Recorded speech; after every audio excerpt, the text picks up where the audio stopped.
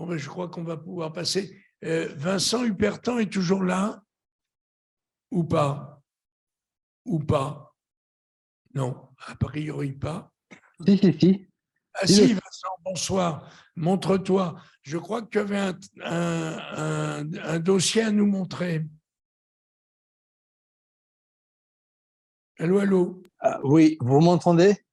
Allô? Oui, très bien. Voilà. J'étais à la clinique, donc j'ai du mal j'ai pas le temps de préparer. C'est un dossier qu'on avait vu avec Hélène.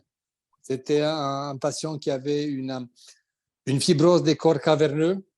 Mais voilà, c'était une grosse fibrose qui a été confirmée qui a été vue par Hélène et que vous m'entendez ou pas? Oui, très bien. Voilà, hop, alors, je me connecte, ça va? J'ai du mal, je suis désolé, je suis pas très. Hop. Voilà. Oui, Est-ce que vous me voyez? on te voit, Vincent. Oui. D'accord, ok, très bien. Parce que moi, je ne me vois pas. Hop, oui, très bien. Donc, voilà.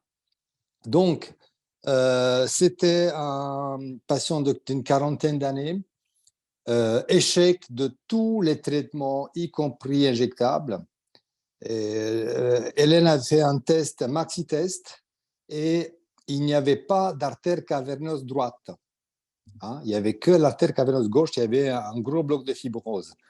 Et à l'IRM, on a bien vu que c'était une fibrose des corps caverneux et lui, il aura un implant parce qu'il n'y a pas de solution, il n'y a pas d'alternative. Hein. La question qu'on s'était posée, est-ce que vous avez déjà une étiologie? Est-ce que vous avez déjà rencontré dans votre expérience ce type de cas, des patients avec une fibrose idiopathique parce qu'il n'y a eu pas de traumatisme, il ne s'est jamais injecté, aucun facteur de risque, rien. C'est une fibrose, c'était un nodule fibrotique d'environ 2 cm au milieu médiopénien au niveau du corps caverneux. C'était la question. Hélène, c'était ce malade qui avait des images, tu veux le commenter, des images anormales. C'est dommage, tu ne nous l'avais pas dit, on aurait amené les images de l'échographie. Alors, oui, effectivement, c'était des images de fibrose intracaverneuse, une lame de fibrose. C'est ça.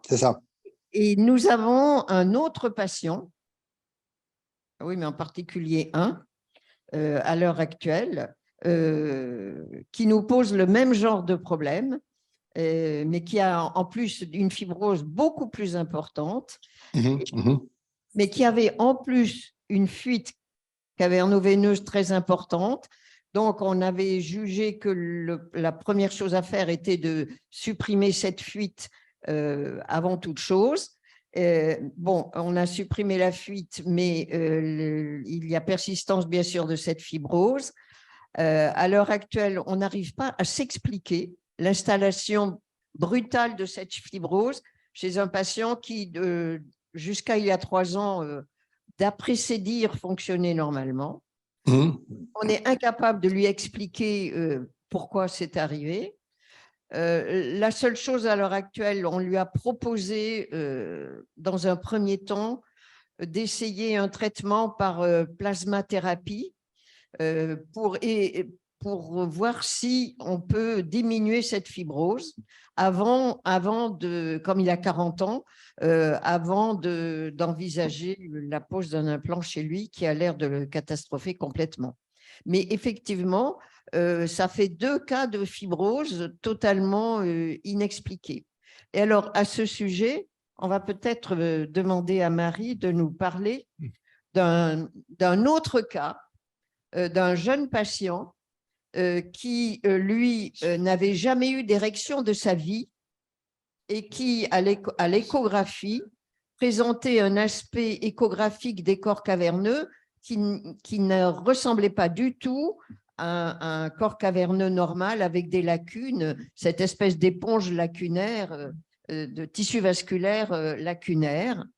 Et ce jeune patient a donc, ne répondait absolument pas, même pas aux injections. Et surtout, lorsque je l'ai injecté, le produit injecté est resté à l'endroit où je l'ai injecté, ne s'est absolument pas diffusé.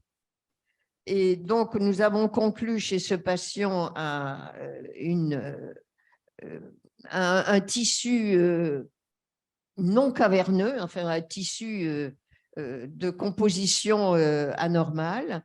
Et bien évidemment, nous venons de lui poser un implant et donc il y a eu une biopsie. Oui, alors j'ai pas les images de la biopsie, enfin les images anapath, elle me les envoie la semaine prochaine, l'anapath, donc je n'ai pas pu préparer un topo sur lui ce soir, mais en tout cas, l'anapath a confirmé un peu les images de l'échographie avec un aspect de tissu caverneux qui était très fibrotique avec d'importants dépôts d'adipocytes et de fibrines. Et en fait, une de ces hypothèses initialement à l'anapath, c'était que c'était une baisse de testostérone, mais bon, le patient a une testostérone normale. Et en tout cas, même cliniquement, quand on a fait la biopsie au bloc, on n'avait pas l'impression d'avoir du tissu caverneux normal, mais comme une espèce de tissu graisseux, en fait, un peu rigide, un peu dur. Donc, voilà.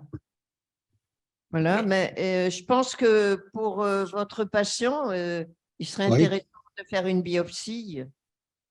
Oui, ben, on va essayer de faire, parce qu'effectivement, on s'est posé la question, on a fait, comment on a fait l'interrogatoire, on posait toutes les questions et finalement, on n'a aucune explication, jamais éjecté, pas de traumatisme, pas de consommation de produits illicites, rien, donc, et un échec de tous les traitements oraux injectables. Mmh. Oui, Alors, il y a une description de la littérature par je crois que ce sont des Chinois. Il y a 2 cas.